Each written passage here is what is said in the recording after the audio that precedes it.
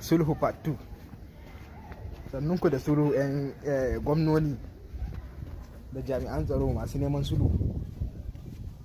Ba ku iya sulhu ba ku iya yaki ba sai sulhu, sai zaman sulhu. Kuma sulhu ma wani abin takaici bari ku ji. Wani abin takaici idan an yi sulhun kuma wai ba a ma tambaye su makamin su ba fa 'yan ta'addan, sai ga an bar su kawai a yi sulhu. Bayan sati ɗaya da sun ji Barok ya kuɗi ya fara sauka, shikenan za a koma daji a cigaba da inda aka tsaya. Wallahi malam, shi yasa ba nan taɓa manta da zaben Senegal ba a rayuwata, wanda dai aka yi ina ƙasar, ba zan taɓa manta da ita ba.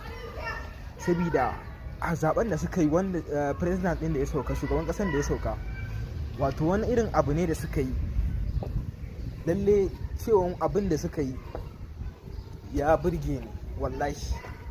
Zaben da aka yi, yaro ne kusance a duniya ma ya daga cikin shugabannin ƙasa a yara, ko in ce ma